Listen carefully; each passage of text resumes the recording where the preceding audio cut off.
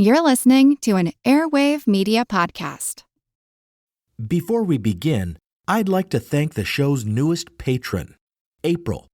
Thanks so much for your support of the show, April.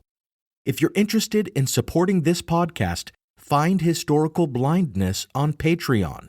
Even for the lowest pledge tier of $1 a month, you get ad-free episodes and teasers every other Tuesday between releases. On higher tiers, you can unlock early episode release dates and gifts like copies of my historical novel. If I can get more support on Patreon, I plan to release extra patron-exclusive blind spots, and eventually, if I can afford to spend less of my time teaching, I could possibly increase my regular release schedule. Additionally, one-time donations are accepted on the website at historicalblindness.com. Any contribution helps. Starting a business can seem like a daunting task, unless you have a partner like Shopify. They have the tools you need to start and grow your business. From designing a website to marketing to selling and beyond, Shopify can help with everything you need. There's a reason millions of companies like Mattel, Heinz, and Allbirds continue to trust and use them. With Shopify on your side, turn your big business idea into... Sign up for your $1 per month trial at shopify.com/special offer.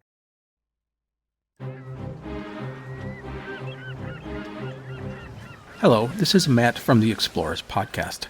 I want to invite you to join me on the voyages and journeys of the most famous explorers in the history of the world. These are the thrilling and captivating stories of Magellan, Shackleton, Lewis and Clark, and so many other famous and not so famous adventurers from throughout history. Go to explorerspodcast.com or just look us up on your podcast app. That's the Explorers Podcast. On to the show.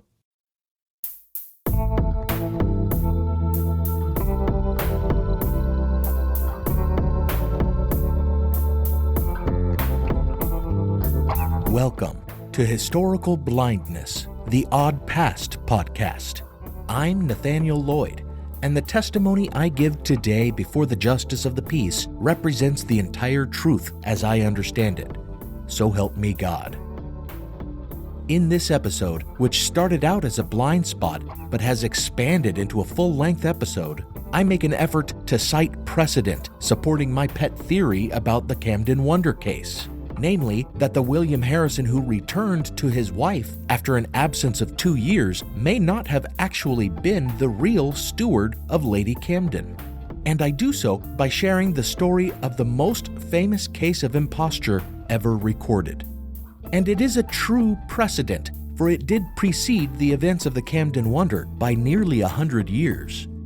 For its true beginning, however, we must look back more than a century, and off across the channel, more than 600 miles or 1,000 kilometers south of Chipping Camden, to a little peasant village in the very south of France, among the foothills of the Pyrenees. The village of Artigas, 32 miles or 51 kilometers south of that larger burg of the Languedoc, Toulouse, was situated on the Leze River, which to an American ear sounds delightfully like a lazy river. As this might suggest, it was a sleepy village in the mid-16th century, with some 60 to 70 families in the surrounding area, and none paid manorial dues to a seigneur, for no feudal lords held lands in the area. Thus, the peasants of Artigas owned their own lands, holding their titles in allodium by occupying and defending them, and, of course, cultivating them.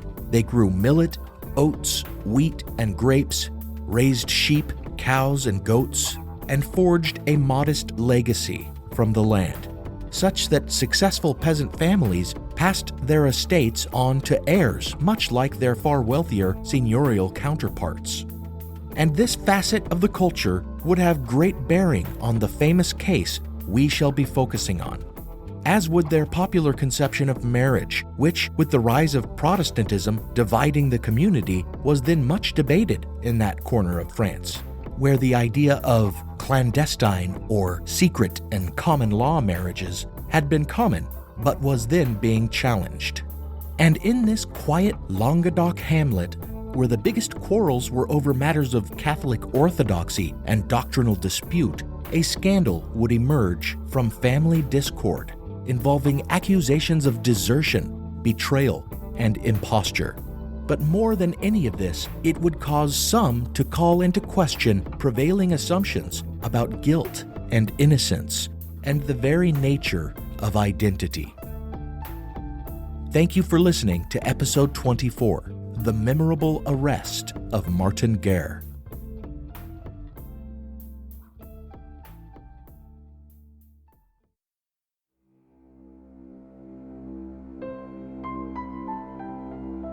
The de Guerre family were peasant Basques with ancestral lands in Hendaye, near the Bay of Biscay, one branch of which family ended up settling 162 miles or 260 kilometers away to the east in Artigas and assimilating, learning to express themselves in the Occitan language of the Languedoc and changing their names to the more French Guerre.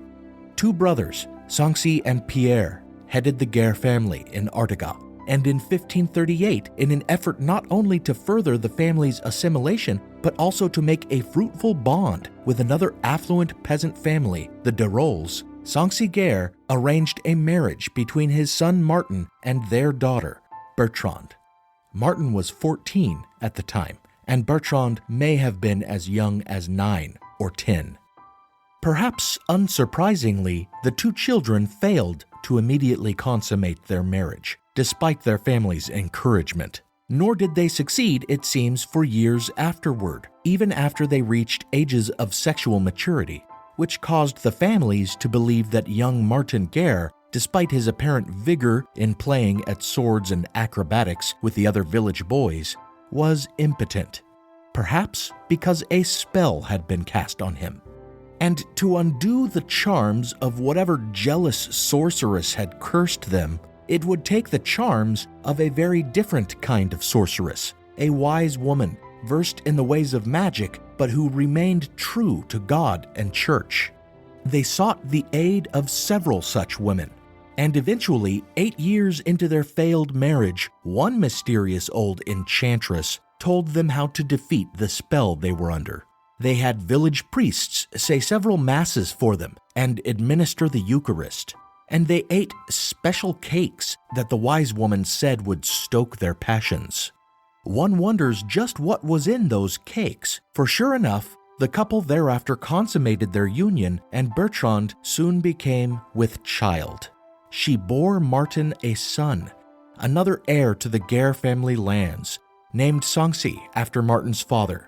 For a time, Martin must have had the approval of his father, but in 1548, at 24 years old, Martin lost any goodwill he might have earned with the birth of his child when he allegedly stole some grain from the family.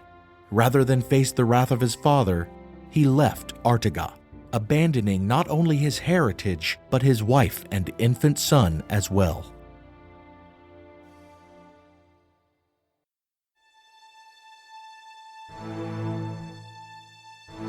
Bertrande's position in the family and the village was much reduced in the absence of her husband. There was a place in the village society for a wife and a place for a widow, but she found herself suddenly neither, and her life remained in a limbo.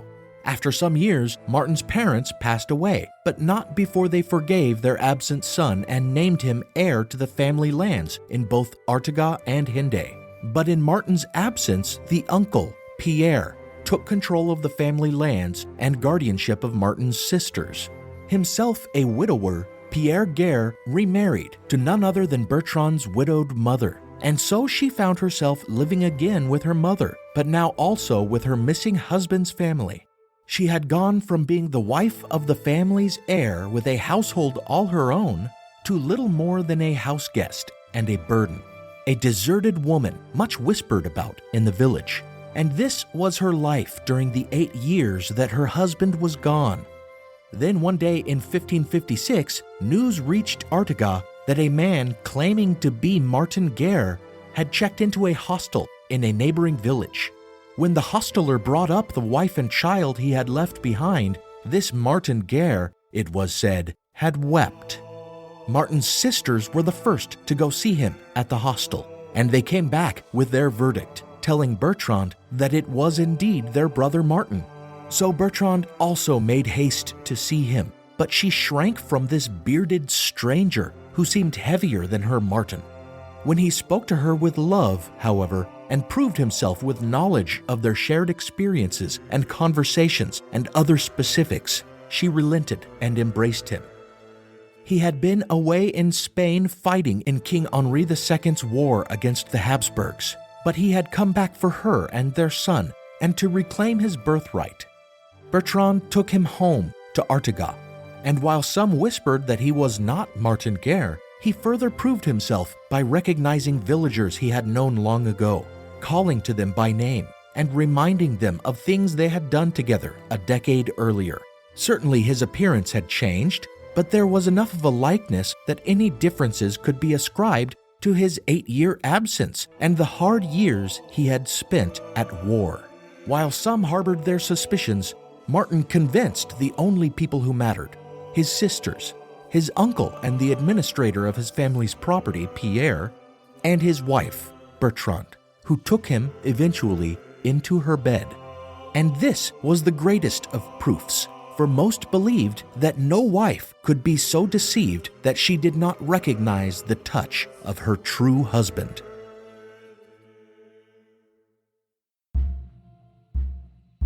And happy marriage seemed to come easily with the returned Martin Guerre. Within a few years, Bertrand had borne Martin 2 more children, daughters. Sadly, only one survived, little Bernard. But it did go to prove that whatever marital difficulties they'd had a decade earlier were gone. And Martin threw himself not only into the role of husband and father, but also into that of heir and head of the family, taking his father's house for himself and taking back guardianship of his sisters from his uncle Pierre. Moreover, he moved to make his family's business more mercantile, selling the grains they grew, the wool they harvested, and the wine they made. Beyond this, he looked to capitalize on the family's substantial property holdings, and it is this that eventually brought him to loggerheads with his uncle, who stood aghast at his nephew's attempts to sell their ancestral lands. Eventually, suspecting that Pierre was not being entirely forthcoming with the profits and holdings of the family, Martin sued his uncle. It was then, in the first months of 1559, that Pierre began to suspect this Martin Guerre to be an impostor. He looked at Martin, and the difference in his physical frame from the boy he remembered stood out. He looked at Martin's boy, Sanxi, and saw little resemblance there. How is it, he asked, that this pseudo-Martin no longer remembered certain phrases in the Basque language of his youth? He persuaded his wife, Bertrand's mother, of the imposture, and soon all of Bertrand's family was convinced that she shared her bed with a stranger. From them, the scandal spread, and the village became divided as to the identity of Martin Guerre. The shoemaker said Martin's feet had shrunk, and others in the village suggested he had become shorter, stockier, his complexion lighter. They said that the real Martin's nose had been flat and his bottom lip protruding, unlike this new Martin. And where, they asked, was the scar they remembered on Martin's eyebrow? In response, Bertrand insisted, quote, "He is Martin Guerre, my husband, or else some devil in his skin. I know him well. If anyone is so mad as to say the contrary, I'll make him die," end quote. And she is not alone in resorting to violence, for Pierre spoke with friends about helping him pay a cutthroat to murder his supposed nephew. And when that failed, he and Bertrand's own brothers accosted him and beat him with a truncheon. Seeing her family thus assaulting her husband, Bertrand forced herself between them, shielding her Martin with her own body, so that if her brothers and Pierre wanted to club Martin, they would have to strike her as well.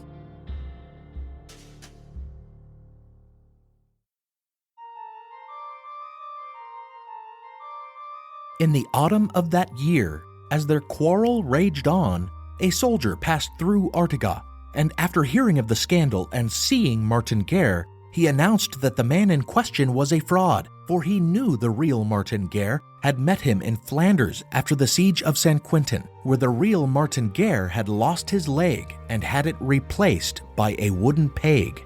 As this Martin Guerre clearly had both legs, the soldier reasoned, he must be an impostor.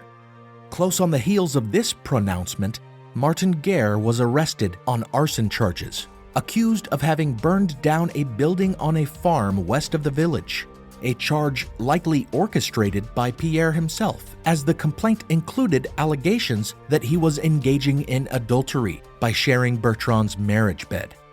The charges were eventually dropped, but during his imprisonment in Toulouse, Bertrand was forced to move back under the roof of her mother and Pierre Guerre, where they began to coerce her to bring charges of her own against Martin.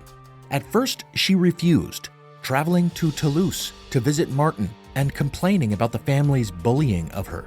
But eventually, she had no choice.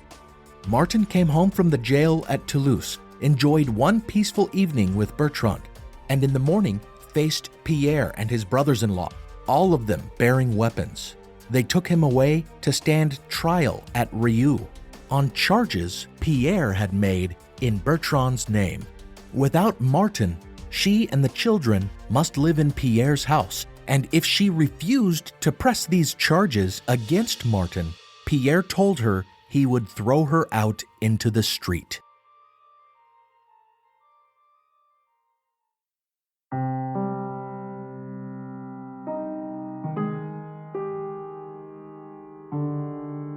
So long as Bertrand would endorse the charges, Pierre Guerre was confident in the case he had built, for in addition to the various villagers willing to testify to the differences they perceived in Martin, he now had a suspect.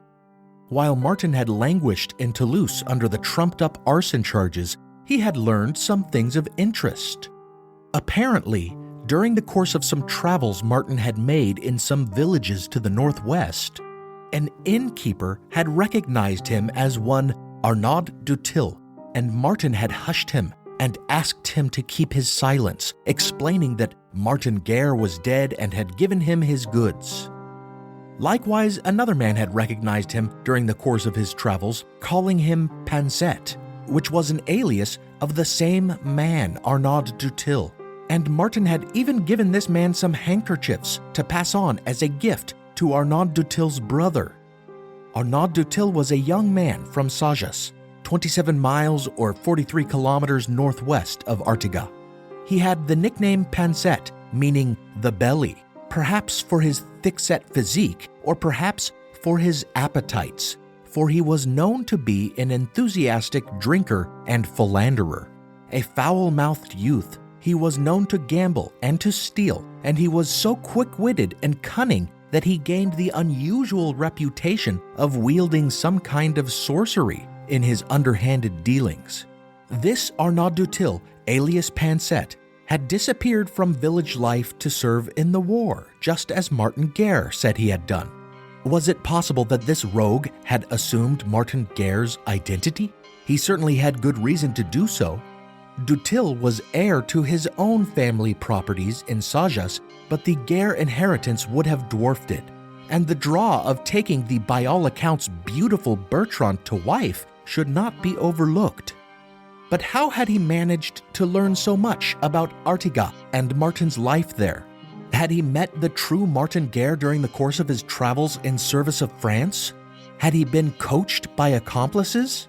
Or were the resurgent rumors about him true? Was he some sort of warlock, a dark sorcerer leveraging the powers of the devil to usurp another man's life?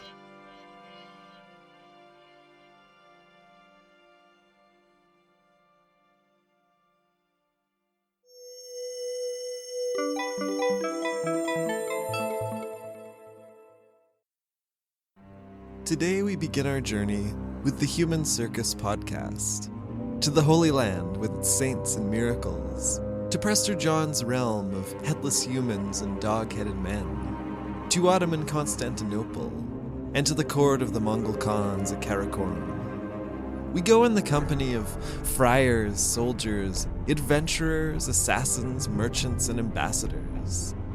We sail on the waters of the Mediterranean, the Hellespont, and the Black Sea. We'll tie ourselves to our horses and take nothing but fermented mare's milk. We'll be beset by demons, pirates, hunger, and the stone-cracking cold. Join us on Human Circus, Journeys in the Medieval World, a recordedhistory.net podcast.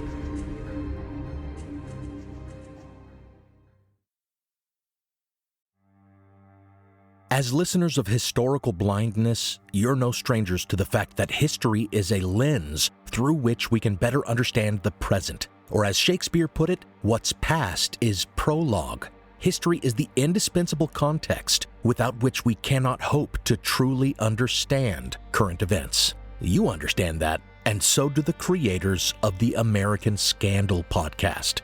Every season, they immerse listeners in the biggest controversies in U.S. history, helping us understand America's dark side and learn from its troubled past. Its latest season, Ruby Ridge Standoff, delves into an incident that sowed the seeds for the rise of the modern radical right.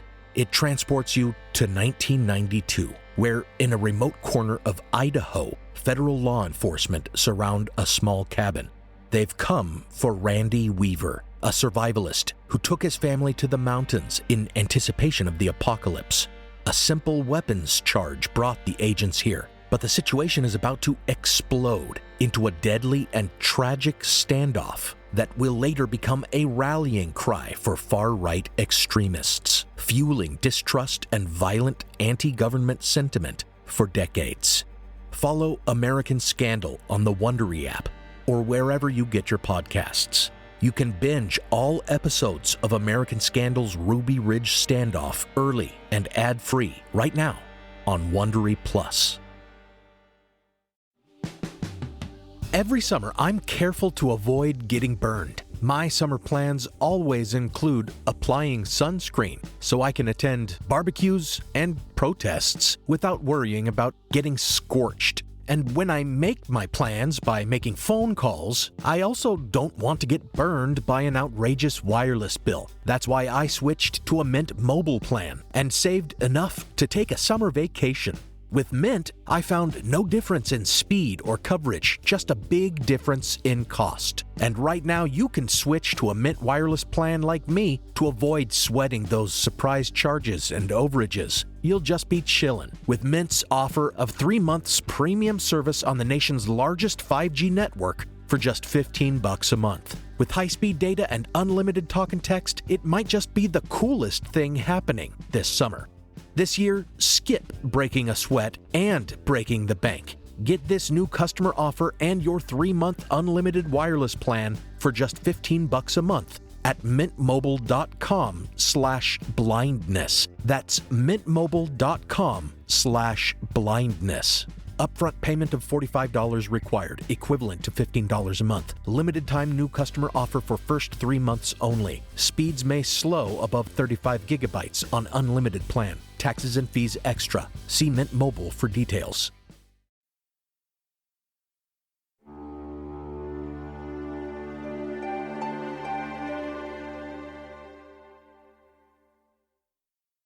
Martin Guerre's very identity stood trial in Rieux, 15 miles or 24 kilometers northwest of Artigas. The court called on 150 witnesses to testify, and about 60 of them refused to indicate one way or the other whether they believed the defendant was the true Martin Guerre. The rest were relatively evenly split. Some who had known Martin before his departure, and some who had known Arnaud Dutil, including Panset's own uncle, testified that the defendant was not Guerre or that he was Dutil. But for every witness to swear to his differences from Martin, there was a witness to swear to their likenesses.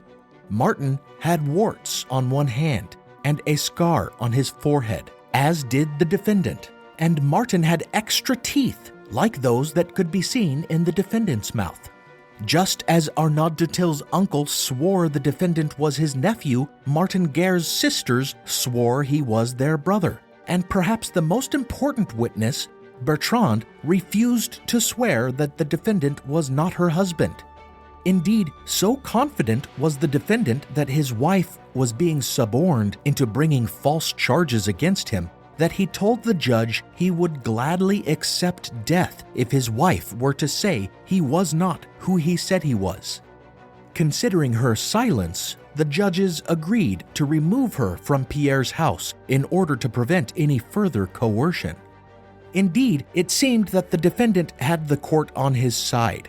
He confidently confronted each of the witnesses against him with convincing rebuttals, and he proved himself time and time again by calling up specific details from Martin's life that matched perfectly with testimony taken separately from other witnesses, even validating intimate goings-on that Bertrand had shared with the court in confidence. However, there was still much to doubt.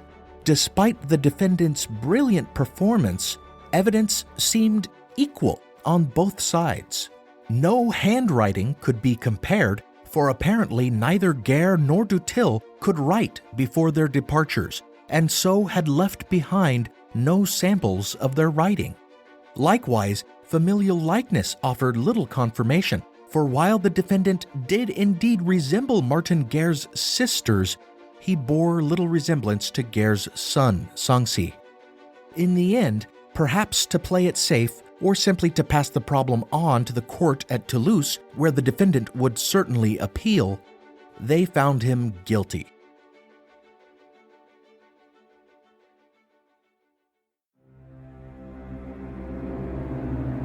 And appeal he did. His second trial began with the defendant confronting his accusers, Bertrand and Pierre Guerre.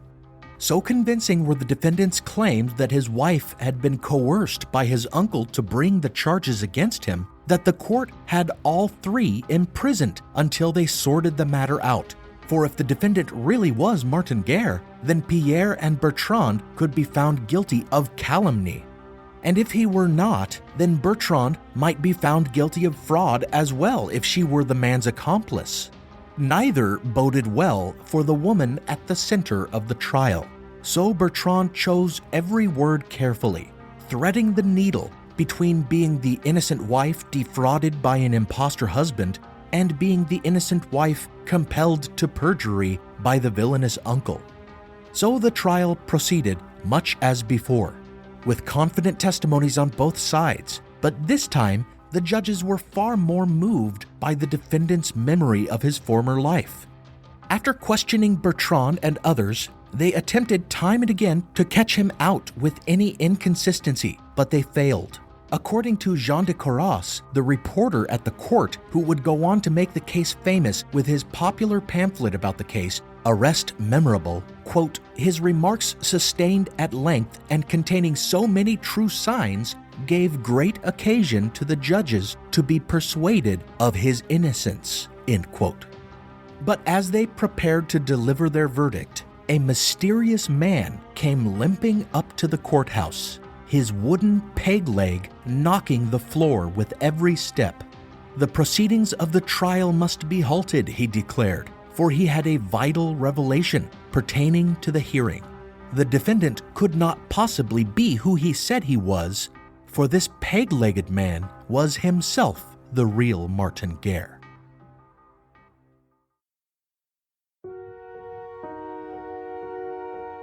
The defendant confronted this last-minute witness with a vengeance, calling him a rascal, a newcomer, an evildoer, insisting he was a ringer on Pierre Guerre's payroll. And indeed, when questioned about his early life, as the court had questioned the defendant, this peg-legged stranger could not remember nearly as many details. When it was time to haul Pierre out of his cell to identify this new claimant to Martin's identity, they arranged a lineup with several others dressed the same. Pierre easily picked the peg-legged man out of the lineup, but this may not have been much of a feat, unless all the others had wooden legs as well. For remember that the traveling soldier had already claimed the real Martin Guerre had lost his leg. What was harder to dismiss were the sisters' reactions to the man, for each of them, individually, considering the two men side by side, changed their minds and exclaimed that surely this new man with the peg leg was their real brother, and the other had deceived them. So it was as well for Bertrand, who trembled and wept upon seeing this new arrival, and immediately embraced him, pleading innocence for being duped by the impostor, blaming his sisters who had accepted his impersonator and convinced her to do the same. With the tide so clearly turning against the defendant, the judges confronted him, asking how he had summoned the devil that had taught him so much about Martin's life and about the people of Artiga. He only blanched, for once at a loss for words. For a time he continued to insist he was Martin, but eventually he confessed to being Arnaud Dutil, aka Pensette. He had used no sorcery in his imposture, and despite rumors, he had never met Martin in the war. For Martin Guerre had ended up in the Castilian city of Burgos after his departure from Artiga, serving as a lackey in a bishop's palace, and during the war he had served in an opposing army. Rather, Arnaud had been mistaken in Picardy for Martin Guerre by men who became his accomplices in the imposture, and with their coaching he had prepared for years to play the part of Martin Guerre. Dutil's crime was considered all the more serious for involving not only adultery, but also the theft of an inheritance. The judges sentenced him to death, but not before he made a public apology. In white shirt sleeves, with no hat, he carried a torch through the village of Artiga, barefoot, from the church to Martin Guerre's house, where he would be executed. Among his final words was an entreaty to Martin Guerre himself, for the returned man had dealt most harshly with Bertrand in court, treating her like a disloyal harlot and not taking any measure of responsibility for the situation, even though it was he who had made the entire affair possible by abandoning her in the first place. The self-confessed Arnaud Dutil begged the newly returned Martin Guerre to treat his wife with kindness and love. For none of this, he said, was her fault, and she was a virtuous, honorable, loyal woman. Then he was hanged in front of them, and in order to more thoroughly erase the memory of this man the village deemed to be so contemptible, his corpse was burned.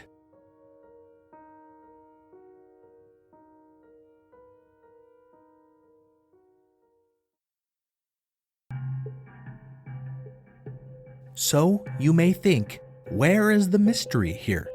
Mystery there may have been at the time, but surely all of this was neatly resolved with Arnaud Dutil's confession. Yet, as we have seen time and time again, nagging questions remain. The first being the enigma of Bertrand de Rolls. Was this woman a victim of imposture or a willing accomplice?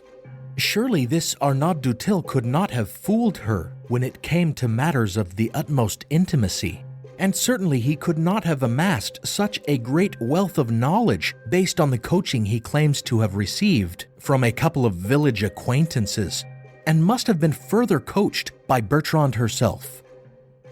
But there is further ambiguity here, namely the question of whether or not the judges in Toulouse made the right verdict, whether justice was served, whether or not the defendant really was Arnaud Dutil, or whether he was whom he had all along claimed to be. As already mentioned, testimony and proofs were about equal for and against him, and he proved himself far better at recalling the details of his life than did the peg-legged man. While his likeness to Martin's sisters could not be denied, there was the fact that the son, Sanxi, did not resemble him. But recall Martin Guerre's marital difficulties, their conspicuous childlessness, and rumors of his impotence. To a modern observer, the superstitious remedy of masses and special cakes seems like it would have been entirely ineffective. So the fact that Bertrand immediately became pregnant might suggest that the boy Sanxi wasn't even Martin's after all, which would clearly explain his lack of resemblance. Why then would Martin's sisters suddenly decide the peg-legged man was the real Martin? On the other side of that same coin, one might just as well ask why they thought Arnaud Dutil was Martin. But Bertrande had good reason to suddenly change her loyalties. She was in a very precarious position, after all, and she would have had to think not only about herself, but her children as well. When the sisters began to change their story and agree with Pierre that the peg-legged man was the real Martin, she may have seen the writing on the wall. Believing her husband's cause to be lost, she may have made a hard decision to save herself. Likewise, the defendant had already stated that if his wife were to swear that he was not her husband, he would welcome death. His confession may have only been proof of this. And he had his children to think of as well, for even if Sanxi was not his daughter, Bernard, was. In freely confessing his alleged imposture, he managed to obtain from the court the promise that his daughter would not become a bastard. While she would be disinherited by the Guerre family, the court would allow her to inherit Arnaud Dutil's family properties. Even if he wasn't Arnaud Dutil, this may have seemed the only possible way to provide for his little girl.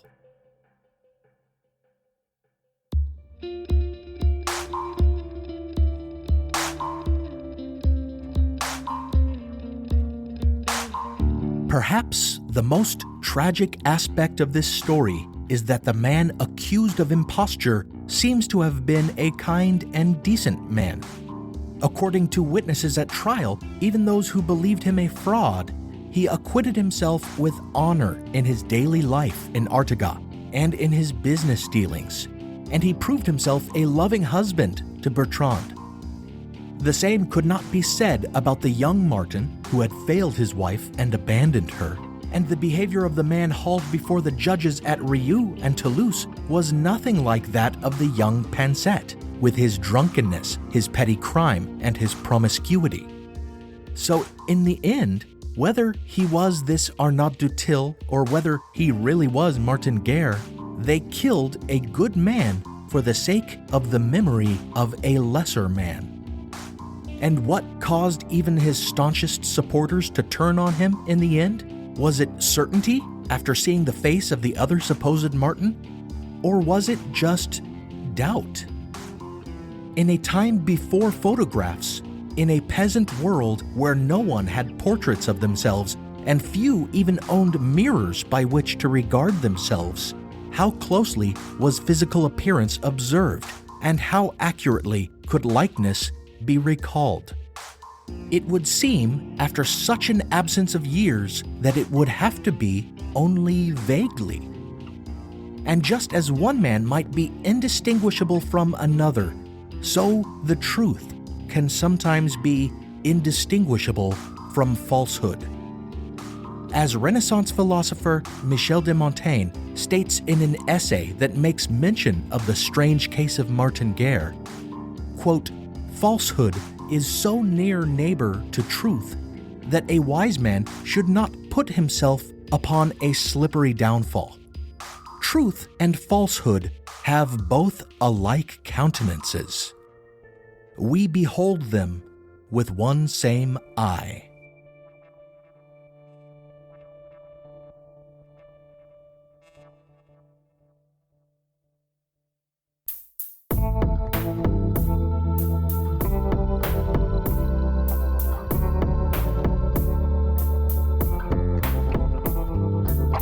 Thank you for listening to Historical Blindness, the Odd Past podcast. My principal source for this episode was The Return of Martin Guerre by Natalie Zemon Davis. Find a link to the book on the show's reading list at historicalblindness.com/books and get yourself a copy. Much of the music heard on the show is provided by composer Alex Kish. Visit alexkishmusic.com to get compositions for your own projects. As always, a big thanks goes out to my one-of-a-kind partner patrons on Patreon: Michael, Laurie, Robert, Diane, and Joe. There's no one quite like you. Find me on Patreon to support the show and get some perks, such as access to ad-free episodes, teasers, and early episode release. Also, visit the website to browse the show's merch, check out the reading list, and click through to Amazon to buy my novel, about the beginning of Mormonism in early 19th century New York and its connection to Masonic conspiracy. If you buy and read the novel, give me a review on Amazon. And if you're able to, rate and review this show on whatever app you use, because that can really help discovery of the show. Until next time, remember, witnesses may be swayed and judges fooled. So the verdict of a court of law does not always represent the objective truth.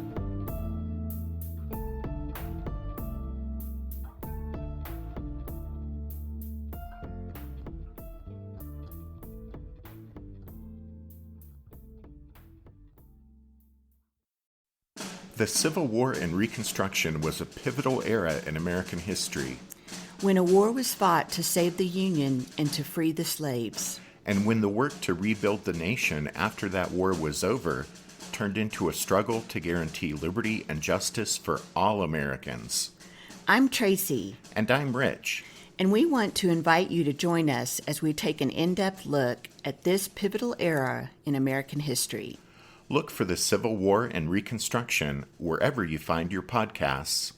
This is Jen and Jenny from Ancient History Fangirl, and we're here to tell you about Jenny's scorching historical romantasy based on Alaric of the Visigoths, Enemy of My Dreams. Amanda Boucher, best-selling author of the Kingmaker Chronicle, says, quote, "This book has everything: high-stakes action, grit, ferocity, and blazing passion. Julia and Alaric are colliding storms against a backdrop of the brutal dangers of ancient Rome. They'll do anything to carve their piece out of this treacherous world and not just survive, but rule." Enemy of My Dreams is available wherever books are sold.